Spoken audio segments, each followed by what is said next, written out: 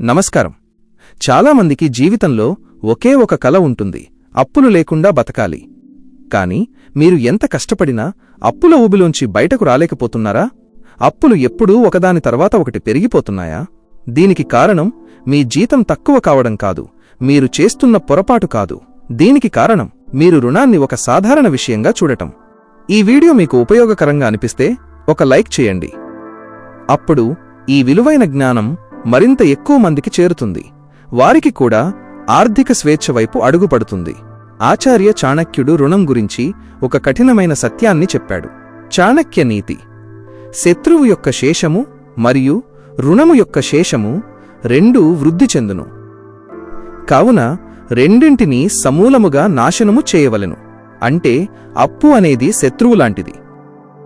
దాన్ని కొంచెం వదిలేసినా అది పెరిగిపోయి మిమ్మల్ని నాశనం చేస్తుంది. ఈరోజు మనం మన జీవితంలో అప్పులు పెరగడానికి చాణక్యుడు చెప్పిన 3 ప్రధాన కారణాలను విశ్లేషిస్తాం మరియు వాటి నుంచి బయటపడటానికి ఆయన ఇచ్చిన అసాధారణ పరిష్కారాన్ని తెలుసుకుంటాం. ఇది కేవలం డబ్బు గురించి కాదు, ఇది మీ ఆర్థిక స్వాతంత్ర్యం గురించి. మొదటి కారణం: అనవసర ఆడంబరం, ప్రదర్శన పటాటోపం. చాణక్య నీతి: మూర్ఖుడు ధనమును తన ఆడంబరములకై ఖర్చు చేయును, బుద్ధిమంతుడు తన అవసరాలకై మాత్రమే ఖర్చు చేయును. నేను ధనవంతుణ్ణి అనే భ్రమ. చాలామంది తమ సామర్థ్యం కంటే ఎక్కువ ఖర్చు చేస్తూ ఇతరుల ముందు ధనవంతులుగా కనిపించాలని అనుకుంటారు. ఈ మానసిక బలహీనతే అప్పులకు మొదటి కారణం. ఈ ప్రదర్శన వల్ల ఇతరులకు వచ్చే లాభం ఏమీ ఉండదు, కానీ మీరు మాత్రం రుణం అనే ఉచ్చులో పడతారు. ఈ ఆడంబరం మిమ్మల్ని నిజమైన సంపద సృష్టి నుండి దూరం చేస్తుంది. ఆధునిక ఆడంబరం ఉదాహరణలు: ఈఎంఐ ట్రాప్.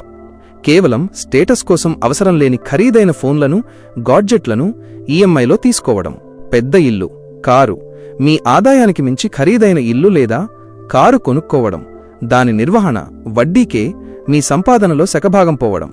చాణక్యుడి పాఠం: మీ స్థాయిని పెంచుకోవాలంటే మీ సంపాదనను పెంచుకోండి, మీ ఖర్చులను కాదు. బయట కనిపించే ఆడంబరం కంటే మీ జేబులో, బ్యాంకులో ఉన్న నిజమైన సంపదే ముఖ్యం. మూర్ఖుడు బయటి ప్రకాశానికి ఆకర్షితుడవుతాడు, కాని బుద్ధిమంతుడు అంతర్గత బలాన్ని పెంచుకుంటాడు. ఈ ప్రదర్శన పటాటోపం మిమ్మల్ని క్షణికావేశంలో సంతోషపెట్టినా దీర్ఘకాలంలో మానసిక ఒత్తిడికి గురిచేస్తుంది. ఎప్పుడూ ఇతరుల అంచనాలకు బానిస కావడం కంటే మీ ఆర్థిక లక్ష్యాలకు కట్టుబడి ఉండడమే ఉత్తమం. ఈ ఆడంబరం అనేది పోలిక నుంచి వస్తుంది. పక్కవాడు కొన్నాడు కాబట్టి నేను కొనాలి అనే ఆలోచనను వెంటనే వదిలేయండి. మీ ఆర్థిక విజయం మీ పోటీ కాదు, అది మీ ప్రణాళిక అమలు.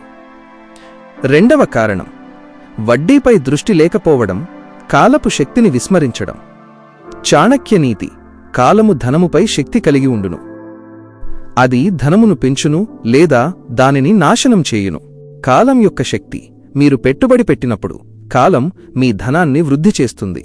మీరు రుణం తీసుకున్నప్పుడు కాలం ఆ రుణంపై వడ్డీని పెంచి మీ శత్రువును బలోపేతం చేస్తుంది. ఈ వడ్డీ భారమనేది మీ ఆర్థిక ఎదుగుదలకు అత్యంత పెద్ద అడ్డంకి. రుణ విషచక్రం: రుణం యొక్క వడ్డీ భాగాన్ని విస్మరించడం వల్లనే ఈ చక్రం మొదలవుతుంది. మీరు ప్రతి నెల అసలు కంటే వడ్డీనే ఎక్కువగా కడుతుంటే మీరు ఆ అప్పు నుంచి ఎప్పటికీ బయటపడలేరు. ఈ చక్రం మిమ్మల్ని నెమ్మదిగా ఆర్థిక బానిసత్వం వైపు నెడుతుంది. ఆధునిక వడ్డీ ఉదాహరణలు: క్రెడిట్ కార్డు రుణం. అత్యధిక వడ్డీ ఉండే క్రెడిట్ కార్డు అప్పును సమస్యగా గుర్తించకపోవడం. వ్యక్తిగత రుణం. సులభంగా దొరికినా అధిక వడ్డీ ఉండే ఈ రుణాలు మీ సంపాదనను ఎలా కబళిస్తాయో గణాంకాలు చెబుతున్నాయి. చాణక్యుడి హెచ్చరిక: డబ్బును వడ్డీకివ్వడం ఎంత మంచిదో, డబ్బును వడ్డీకి తీసుకోవడం అంత ప్రమాదకరం. వడ్డీని శత్రువు యొక్క సైన్యంగా చూడండి. ఆ సైన్యం పెరిగే కొద్దీ మీ కోట, మీ సంపాదన బలహీనపడుతుంది. వడ్డీ అనేది కాలంతో పాటు పెరిగే ఒక అదృశ్య శక్తి. ఈ శక్తిని మీ వైపు పెట్టుబడి రూపంలో ఉపయోగించుకోవాలి, కానీ దానికి బానిస కాకూడదు. మూడవ కారణం: తప్పుడు మానసిక వైఖరి. రుణాన్ని సులభంగా తీసుకోవడం. చాణక్య నీతి: ఆపద అని అనిపించినప్పుడు మాత్రమే రుణం తీసుకోవాలి, ఆనందానికి రుణం తీసుకోరాదు. సులభం అనే భ్రమ. నేటి ప్రపంచంలో రుణం తీసుకోవడం చాలా సులభమైపోయింది. Instant loan, zero down payment లాంటి ప్రకటనలు మిమ్మల్ని ఆకర్షిస్తాయి. ఈ సులభత్వం వల్లనే ప్రజలు రుణం తీసుకోవడాన్ని ఒక సాధారణ ఆర్థిక సాధనంగా భావిస్తున్నారు. ఈ సులభత్వం వెనుక ఉన్న కఠినమైన షరతులు మరియు వడ్డీ గురించి ఆలోచించకపోవడం పెద్ద పొరపాటు, తప్పు వైఖరి. నేను ఈ ఎంఐ కట్టగలను అని అనుకోవడం వేరు, నేను అసలు రుణమే తీసుకోకుండా ఉండగలను అని అనుకోవడం వేరు. చాణక్యుడు రెండవ వైఖరిని కోరుకుంటాడు. రుణం తీసుకోవడాన్ని ఒక తీవ్రమైన అనారోగ్యంగా చూడాలి. మంచి రుణం చెడు రుణం మధ్య తేడా. మంచి రుణం మీ సంపాదనను పెంచే రుణం. చెడు రుణం మీ డబ్బును హరించే రుణం. చాణక్యుడు చెడు రుణాన్ని పూర్తిగా నిషేధించాలని సూచించాడు. ఆత్మగౌరవం. చాణక్యుడి దృష్టిలో ఒక వ్యక్తి రుణంలో ఉంటే అతనికి స్వాతంత్ర్యం మరియు ఆత్మగౌరవం ఉండదు. మీ ఆర్థిక నిర్ణయాలు రుణమిచ్చిన వారి దయపై ఆధారపడి ఉంటాయి. రుణ విముక్తి అనేది వ్యక్తి యొక్క స్వయం సమృద్ధికి మొదటి మెట్టు. రుణమనేది మీ భుజాలపై ఉన్న ఒక భారం లాంటిది. ఈ భారం వల్ల మీరు సరిగా నిద్రపోలేరు, సంతోషంగా ఉండలేరు. ఈ మానసిక ఒత్తిడి వల్ల మీరు మీ పనిలో పూర్తిగా దృష్టి పెట్టలేరు. అందుకే రుణం నుంచి విముక్తి పొందడమంటే కేవలం డబ్బు ఆదా చేయడం కాదు, మీ జీవితాన్ని, మీ మనశ్శాంతిని తిరిగి పొందడం. చాణక్యుడు చెప్పిన రుణ విముక్తి మార్గం. మరి ఆచార్య చాణక్యుడు ఈ రుణమనే శత్రువును ఎలా సమూలంగా నాశనం చేయమన్నాడు? ఆయన చెప్పిన మార్గం ఆధునిక ఆర్థిక నిపుణులు చెప్పే మార్గానికి దగ్గరగా ఉంటుంది, కాని మరింత క్రమశిక్షణతో కూడుకున్నది. అత్యధిక వడ్డీపై దాడి. చాణక్య నీతి: బలమైన శత్రువుపైనే ముందు దాడి చేయవలెను. అన్వయం: మీ దగ్గర ఉన్న రుణాలలో అత్యధిక వడ్డీ ఉన్నదానిని గుర్తించండి. ముందుగా దానిని లక్ష్యంగా చేసుకుని దానిపై అదనపు మొత్తం చెల్లించండి. మిగతా రుణాలకు కేవలం కనీస మొత్తం మాత్రమే చెల్లించండి. ఉదాహరణ: మీ దగ్గర 3 రుణాలు ఉంటే ముందుగా 30% వడ్డీ ఉన్న క్రెడిట్ కార్డు రుణాన్ని పూర్తి చేయండి. ఆ తరువాతే తక్కువ వడ్డీ ఉన్న వాటిపై దృష్టి పెట్టండి. ఈ పద్ధతిని అమలు చేయడానికి కఠినమైన క్రమశిక్షణ అవసరం. మీరు ప్రతి పైసాను రుణ విముక్తి కోసం ఉపయోగించాలి. ఖర్చులను తగ్గించడం. త్యాగం. చాణక్య నీతి: శత్రువును నాశనం చేయడానికి కొన్ని రోజులు సైన్యం ఉపవాసము ఉండవలసి వస్తుంది. అన్వయం: రుణం తీరే వరకు మీ జీవితంలో ఉన్న అనవసరమైన అన్ని ఖర్చులను ఆపేయండి. కేబుల్ టీవీ, తరచూ రెస్టారెంటుకు వెళ్లడం, ఖరీదైన వినోద కార్యక్రమాలను తాత్కాలికంగా ఆపేయండి. ఈ త్యాగం అనేది తాత్కాలికమే, కాని రుణ విముక్తి అనేది శాశ్వతమైనది. మీ ఖర్చుల తగ్గింపు ద్వారా ఆదా చేసిన ప్రతి రూపాయిని అప్పు తీర్చడానికి ఉపయోగించడం ద్వారా మీరు ప్రతి నెలా మీ భారం తగ్గుతోందని, లక్ష్యం వైపు అడుగు వేస్తున్నారని స్పష్టంగా చూస్తారు. ఈ భావన మీకు నిజమైన ప్రశాంతతను సాధించాననే తృప్తినిస్తుంది. అదనపు ఆదాయ సృష్టి. చాణక్య నీతి: ఒక రాజుకు ఒక్క ఆదాయ మార్గం ఉంటే అది ప్రమాదకరం.